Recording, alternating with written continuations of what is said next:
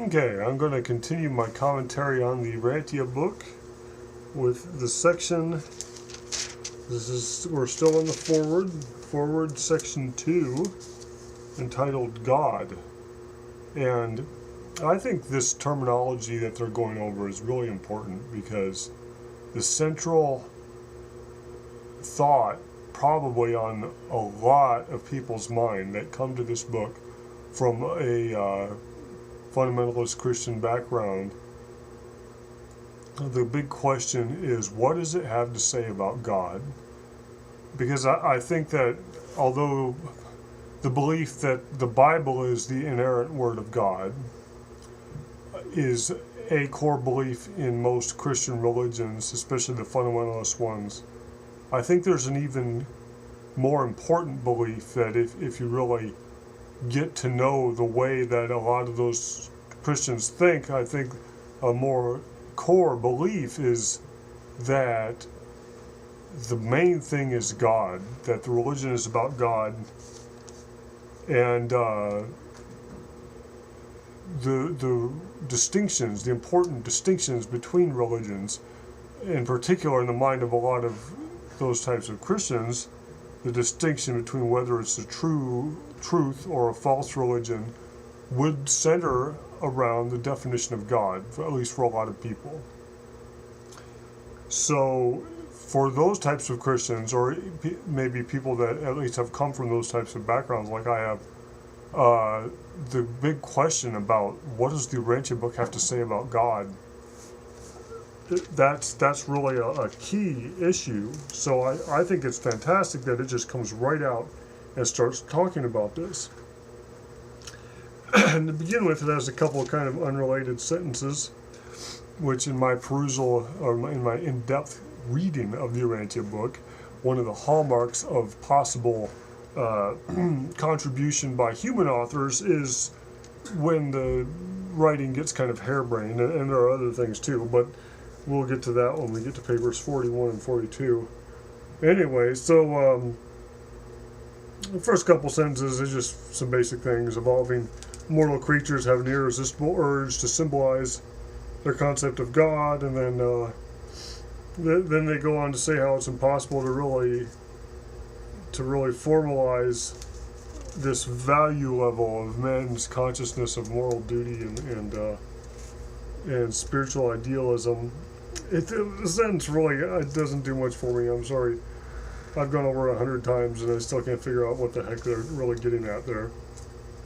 But they go on to continue to talk about cosmic consciousness, that it implies the recognition of a first cause, which is interesting.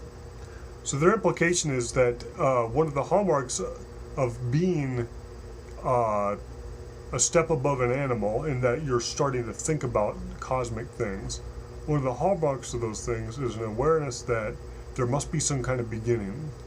And for there to be a beginning, there must be something, somewhere way back behind it all, that started it all, and that thing can't have a beginning of its own, because then it's not really the beginning.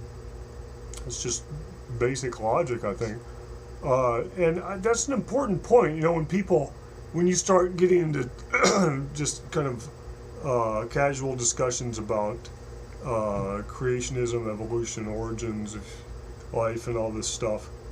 Now and again, you get this idea about how maybe life arrived here from like the seed of some plant from another civilization, or was deliberately planted from another civilization, etc., etc. And maybe that's what began it all.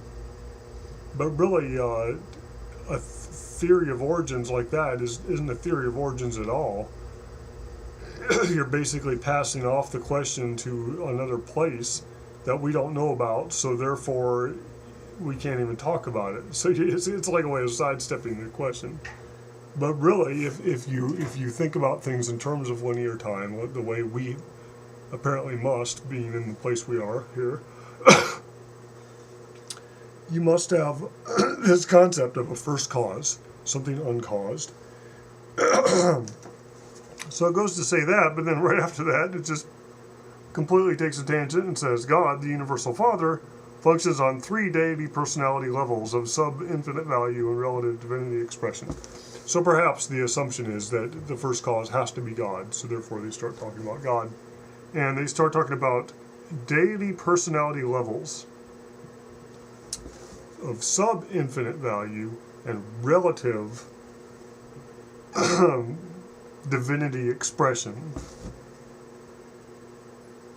So already we're taking our this big cheese that's God and slicing it up into pieces that I guess are going to be easier for us to fathom in some sense or relate to. So 3 of these levels: pre-personal, personal, and super-personal. I guess that pretty much covers the bases. But what they have to say about those categories is fascinating. So what they call pre-personal, they say pre-personal, as in the ministry of the Father fragments, such as the thought adjusters. Now, if you're coming to the Urantia book for the first time, that'll probably mean nothing to you. But that's a really core thing that goes throughout the entire book, is this concept of a thought adjuster.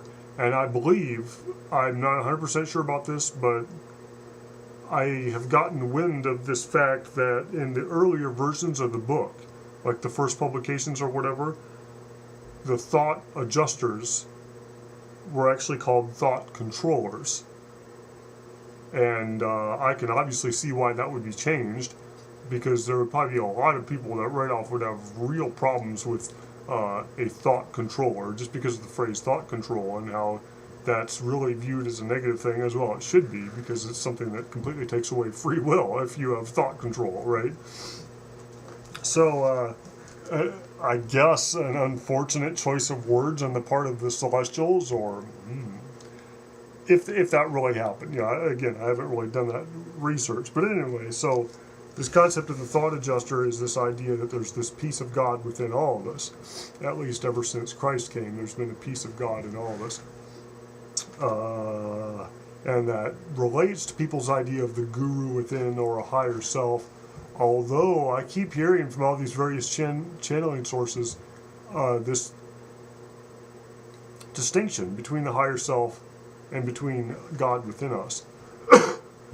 Well, more importantly, a lot of these sources say they equate the higher self with the soul, with our soul, which the Urantia book says is completely separate from this thought adjuster.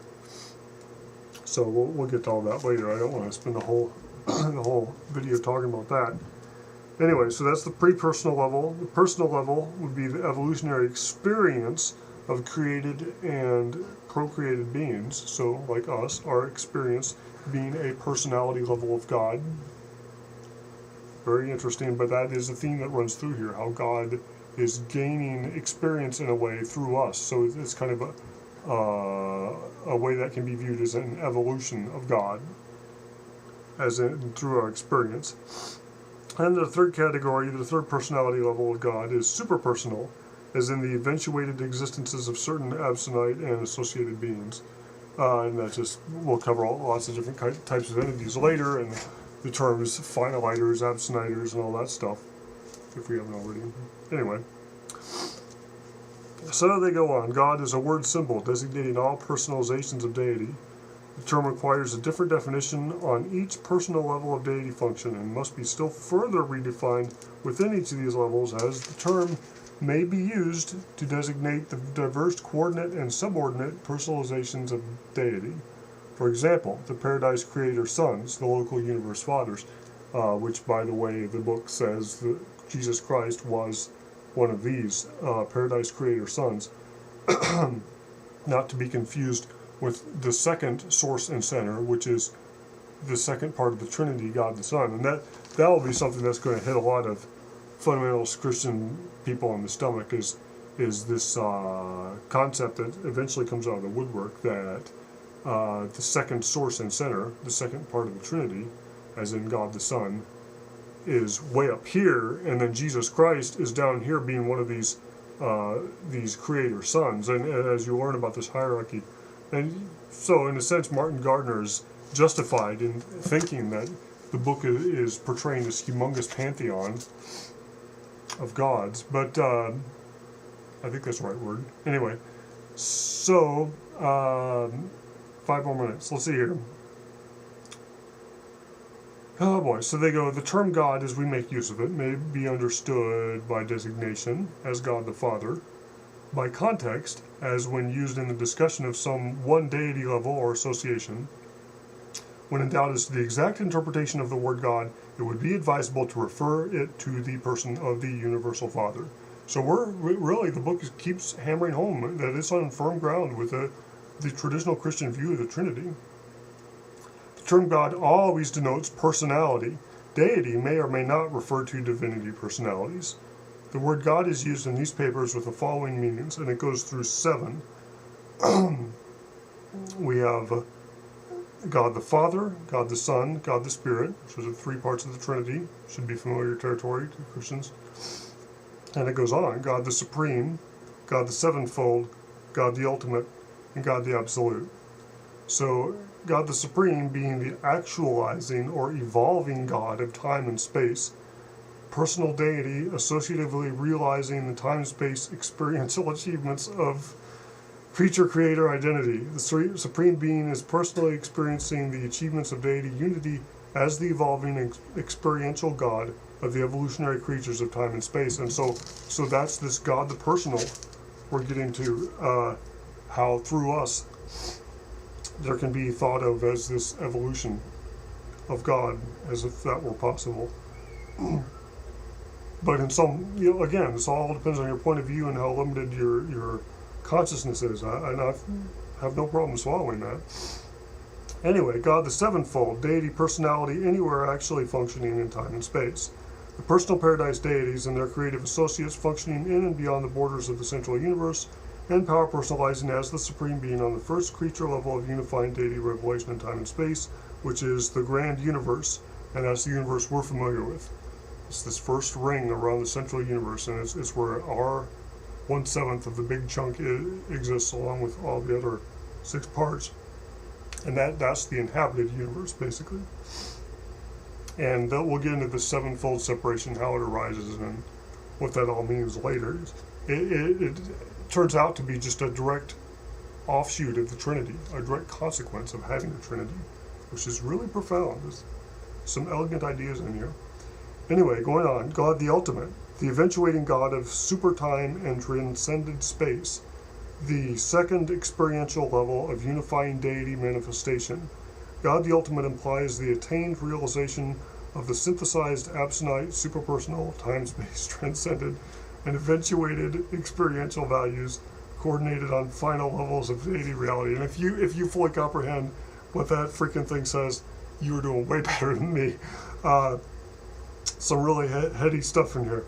But we'll get to a lot of these things later. These first few papers really hammer away at some of these concepts. Finally, God the Absolute, the experientializing God of transcended superpersonal values and divinity meanings, now existential as the deity absolute. This is the 3rd level of unifying deity expression and expansion. On this super creative level, deity experiences exhaustion of personalizable potential, encounters completion of divinity, and undergoes depletion of capacity for self-revelation to successive and progressive levels of other personalization, like us, I guess. Deity now encounters, impinges upon, and experiences identity with the unqualified absolute. And again, as you go through these, it lays to rest every single fear that I personally had coming to this on a subconscious level. It's like, does it, because there's all these aspects of God that seem to be really central to the Christian faith. Is God really everything and part of everything? And can there be anything apart from God? And is that portrayed somehow in here? And sure enough, there you get it, and you get, it's almost like an enriching of every single concept that you ever got about God from Christianity. So, personally, my take on this, as I read through it, of course, I've had a lot of time to kind of acclimate myself to the Urantia book and get more comfortable with it. But my take is that harmony, just complete harmony with the true core values and truths that really are there within the Christian religion. So I'm sure to a large degree that depends on your perspective, but to me it's some really good stuff at this point. Share and enjoy.